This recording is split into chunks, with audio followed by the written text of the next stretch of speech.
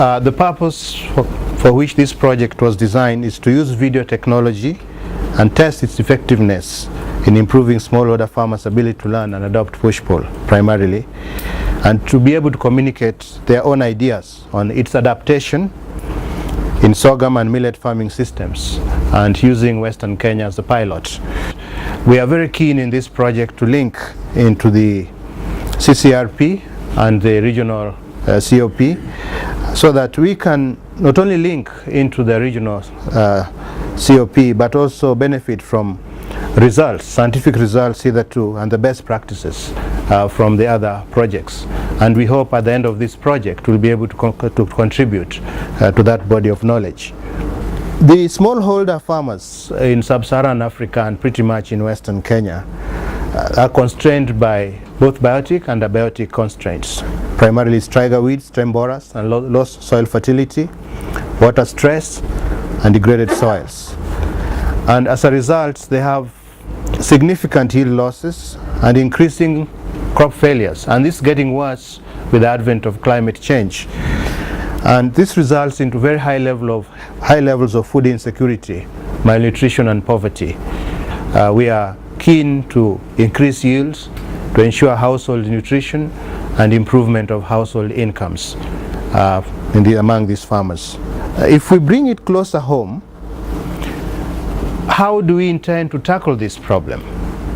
And again, this is where we have commonality with the McKnight Foundation, that we recognize the need to intensify agriculture, but to intensify it sustainably. Not just intensify it for the sake of being very highly technical or mechanized, but sustainably in the context of the farmer. The extension delivery systems weaknesses have slowed down the adoption rates. Push-pull has been very highly successful in maize-based farming systems, and we've had preliminary investigations on whether it can work in sorghum and millets and even upland rice, which are all threatened by striga. And we think this is a good opportunity to use this project to see how farmers learn, and if they can effectively use video technology to not only learn push-pull as it is, but it's also its adaptation to work in millet and sorghum-based farming systems. What's new about this is that not only will we use a new technology like video, that is documentary video, but we'll also use participatory video where the farmer's own perspective captures what the technology is, and in their own linguistic context transfer this technology to the other farmers. What we've learned from what we've done so far is that farmer-to-farmer communication is what works best, is what's most sustainable. If Mr. John Otiep explains the integration of push-pull and dairy goat farming to another farmer, that farmer will empathize more with him. Actually, he'll move very rapidly from merely perceiving this integration to actually conceiving it, owning it, because he's seen John doing it. And farmer-to-farmer communication to us is a big winner. Before I entered into this type of farming, this technology, I was really suffering. I was suffering because I could not manage to get enough food for my people.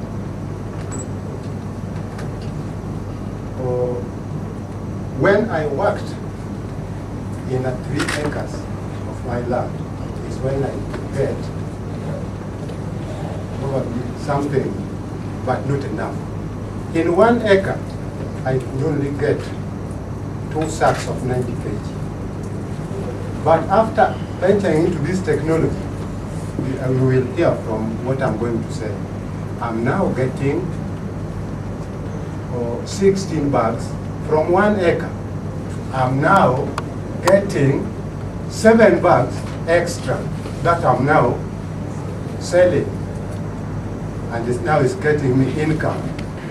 But what it is now remaining is how communication can reach people, because we have been trying to go to chiefs barasas where so many people are not going. You find all the clan elders, but they cannot pass the message to all farmers. So what is now remaining, if they can, we can make it in a video, so that sometimes it is in there. They see me talking to farmers, they will take a certificate. So we really appreciate that. This technology, I'll say it's beneficial to me and my farmers. We have a new constitution, and I'm seeing this change almost everywhere. So we shall also fight the climate change, because this new technology are just bringing to assist us in this special technology of this video. I'm seeing it will challenge us, we farmer teachers and we farmer field schools. To me, I'm seeing it will challenge us. Because, for example, where I come from, Viga, when just this, let me say, for example, when there's a meeting or a barasa, and somebody comes there with a digital camera, people feel that they have seen something very interesting. And supposing we take this to farmers, it will pick up faster than the way we used to do with the farmer field school. I'm seeing the rate of farmers will increase because of this. Farmers, when they see things practical, for example, when they are taking photos in this video and they see it immediately, to them is very miracles, especially in my area. So I'm seeing this technology and I'm supporting it, and I'm saying let us not just not talk of it, let us implement it. I came to know or to join hands with the ISIPE. It was the year 2006 when I happened to attend a field day. From the year 2006, ISIPE did train 20 farmer teachers, and on the same year at November, we opened the 20 farmer field school groups dealing with push-pull and the issues of the video camera and the digital cameras. That was the world we were looking for. And when for this forum, I say thank you very much. We just pray that this world, it happens so. There was a point I wanted to say. In our farmer field schools, I have 245. And it happened that Mr. Jimmy came with the people of the magazine. It happened that one of field school happened to appear on the magazine, Kenya magazine. It forced every member to photocopy that page. Whenever he goes, he first shows or she shows that picture, that here am I. And these are the issues that are in field school. Yeah. That one interested and interested. We opened 5 more field schools, each of 30 members, times 5. So it added a lot of marks to us. So we feel, you come once again. What I would just also like to add on is that we have very small pieces of land. And we are, as you know, we are in the Periaban, we are neighboring the city. So many people have come now to settle around the city, and our area is the place where they are targeting wanting to settle. So that also has made us now to remain with small fields. And in order to get proper, production which can keep us going, we shall have to intensify a lot of work on those small pieces of land we have. And it is only the push-pull technology that can come up with that solution. Because in the push-pull technology, you can use a smaller land and get a higher yield. See? At the same time, the push-pull technology is friendly. Both it is friendly to livestock keeping, it is friendly to even to the soil of the field itself. As the technology, now you are told that we are going back to sorghum, millet. These are salt-friendly varieties. And now, even in the market, the sorghum and millet is selling higher than maize. And many people have gone back to the, we call it the red water, the red bread. Yeah, so many people are using that, even in schools. What they are using, the porridge they are using is made of millet and even sorghum. You see? So we as farmers, we are happy that the sorghum and millet is also coming with the push-pull technology. and we really appreciate that. When I go back to the video, assisting the farmers in learning, it is really just what our friends have done or have said. I remember there is a booklet which was printed about the impact of the DPPT in Western Kenya. And some of members of my farmers appeared to be in that picture. Now they were saying, so you see, so this is your picture, yes. Oh. And then where did they take it? Just here. Don't you see that tree? Oh yeah, it is. So they have come to learn that really what I'm doing has now been noted, and it is in that book. It is permanently there. Even my grands will come to see that when your father was, when your grandfather was still on this world, he used to and increased the food situation. But once they will be seeing those things in practice, they will see really this is what really Mr. So-and-so was doing at that time.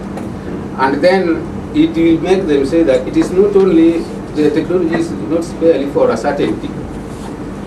All people can practice it because they will see even an aged lady who has succeeded. Just in rearing is one animal there, and they are seeing, they say this is Mama so and so doing this.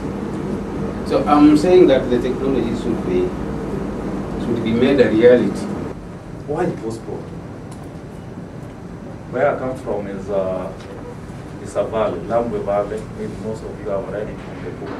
When I heard of postal technology, I embraced the technology wholeheartedly. I started sharing the ideas also with my community because the land is there, but you cannot produce enough because of the problem I just mentioned. There was the problem with tiger, the stem borer. And we realized that through this technology, the striker won't be there, the stem borer won't be there. So anybody who will like to adopt that technology. So we started in the year 2000 with a small plot, 10 by 10. Before the postal technology came into practice, what we were getting in the farm, because I did a bit of agriculture at school, so I could undertake some crop husbandry and the rural practice well as required. I could only manage 3 bags per acre. What am I now getting at the moment? I'm getting 24 bags. And you can see I'm now very close to sustain my 12 people who are depending on me. Now, what we now need as farmers is also to move with the world. The world is now changing. I mentioned it earlier. If there's this technology of now talking with video, now it will have a lot of impact on us as farmers. That kind of documentation is also very, very important. So you have to document whatever farmers are doing there. So when you present, it will consume a very little time, but you try to show a lot of things at a go. So me, I really support the technology which might be coming. I really support the program from this sorghum. I mentioned that these are traditional food crops. Let us not call them orphan. The moment you call them orphan, people run away from them. These are very, very important. And if you embrace them, they are going to be food producers. Because I can remember in my community, those who planted the sorghum, they are not buying food. But who planted the maize, what happened? No maize. It really moved very fast. And even in our family, Wakina Mama, please allow me to give an example. Wakina Mama, they use maize very fast to sell. But sorghum, to take a process. So it is food, it is sustainable in our community.